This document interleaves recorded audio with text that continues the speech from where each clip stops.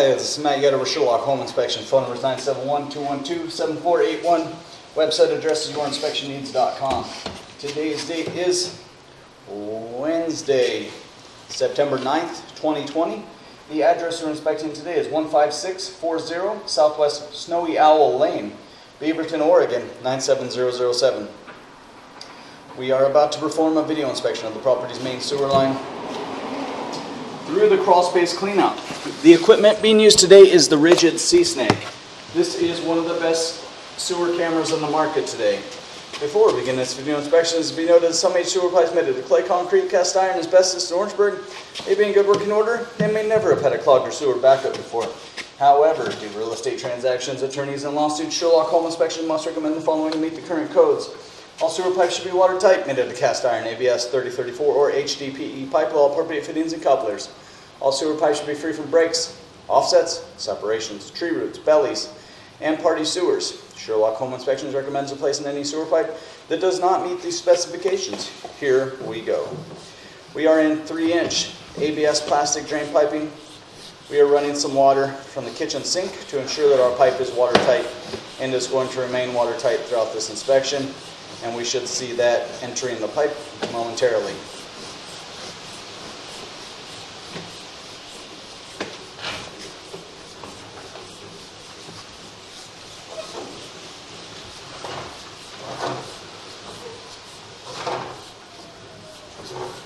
As we leave the crawl space, we dive straight down into the ground.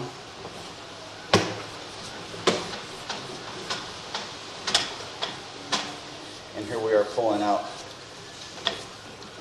So because the water was dumping on the camera, we couldn't see too much through that area. So we'll turn off the water for the pullback and look at that area again.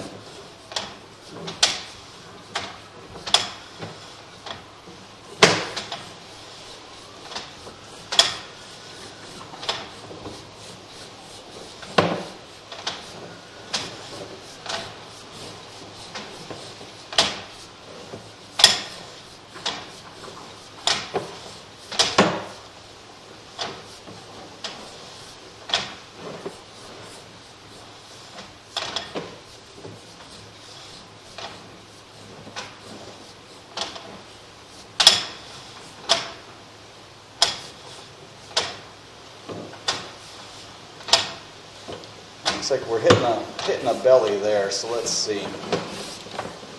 We're going to backtrack just a little bit. So the camera loses the pitch there and we go underwater. Backtrack just a little bit more. Okay. Hang on one second.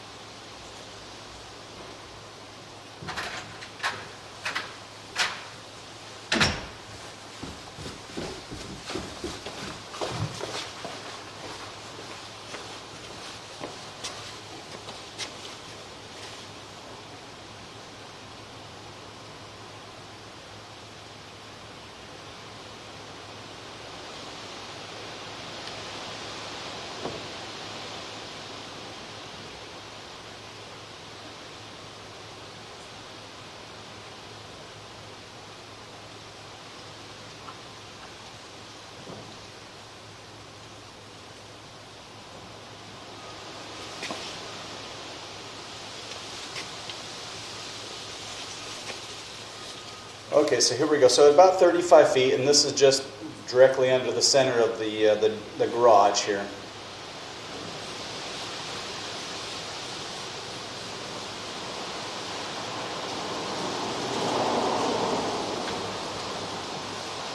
So we go flat there, and we go underwater at 38.5 feet. Camera head completely submerged. Lots of debris buildup. So the pipe is not draining through this area, unfortunately. You can see the amount of buildup and everything that's here. We have no visibility because we're still underwater. And then we pull out of it there. So pull to the back end of that. So you can see we took a bunch of debris with us. So the pipe was in process of having some issues there. So it's about a 5-foot water belly where the camera head was completely submerged. All right, forward. We came out of it there. We pushed through a bunch of debris.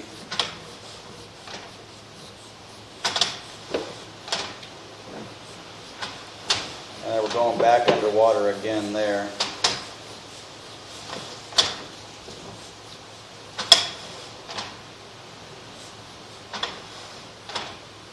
We're coming out of it again. So there's a couple of water bellies. See, we're kind of going under again. Well, no, it's like it's turned and it's heading out into the road now.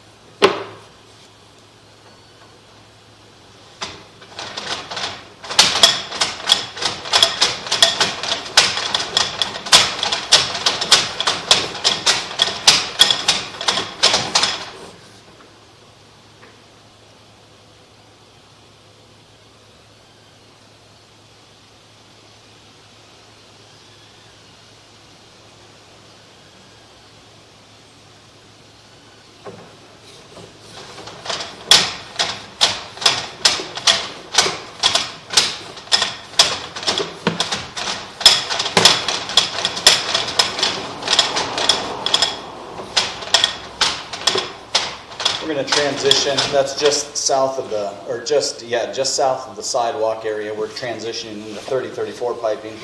So we're going to head out into the roadway here.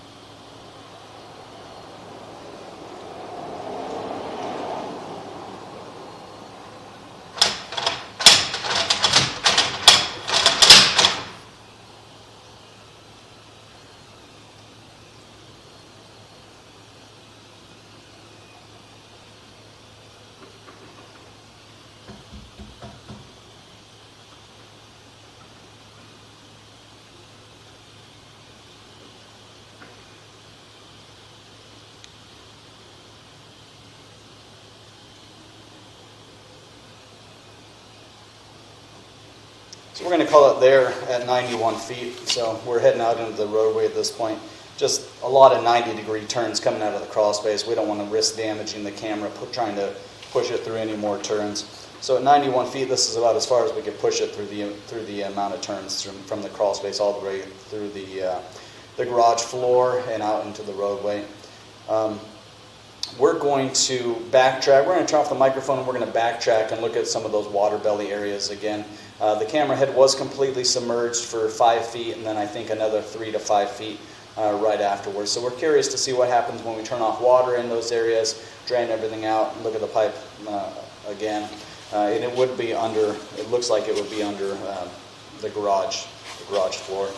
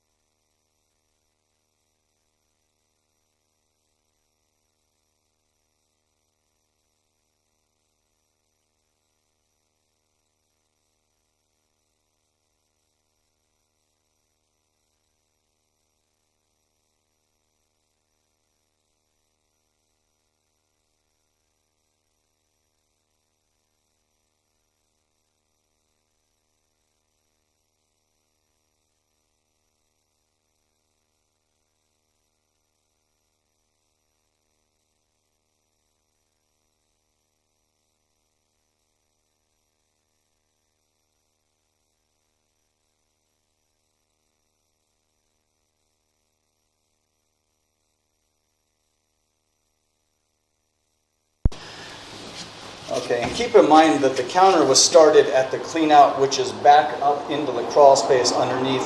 It would be like the first floor bathroom area.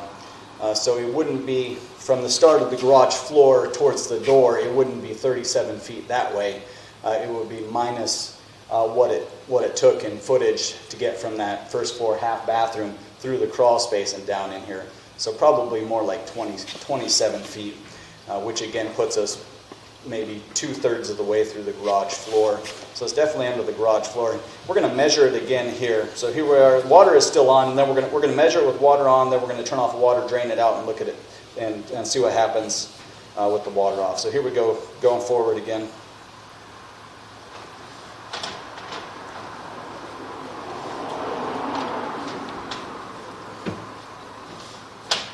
Underwater at about 39 feet.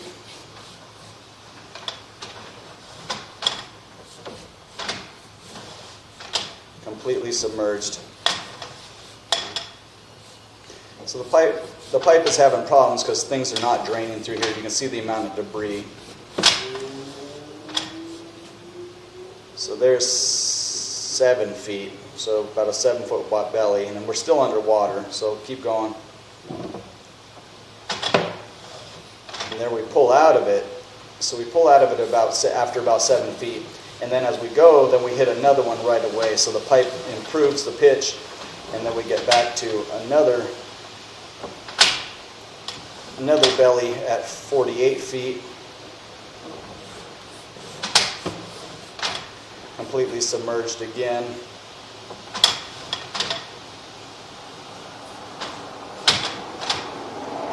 And then we pull out of it. So, you know, like a 7-foot and then a 3-foot right after. So the equivalent of about a 10-foot water belly under the garage slab. So we're going to backtrack on the other end of these bellies again, and we're going to turn off the water, and we're curious to see what happens with the water off in these areas.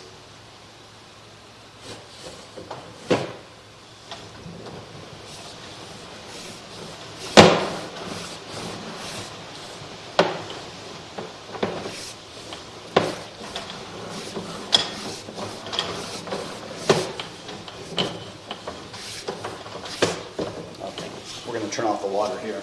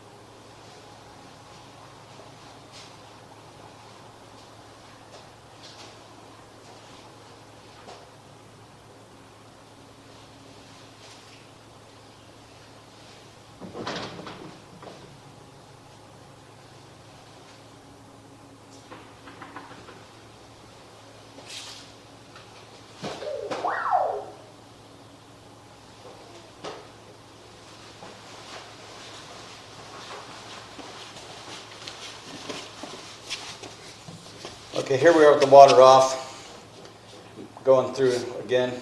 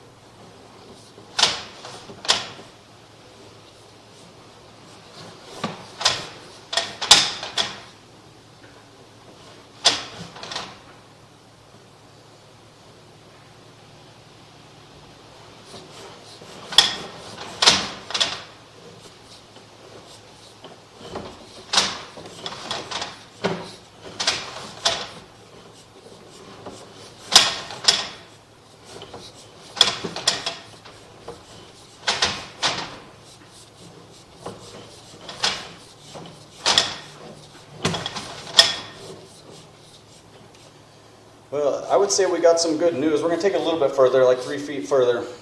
It looks like we got some good news. When we turned off the water, the bulk of all of the water drained out of there. So it didn't look like it was draining at all with the water on. But with the water off, for the most part, it drained out. There's a good amount of debris here.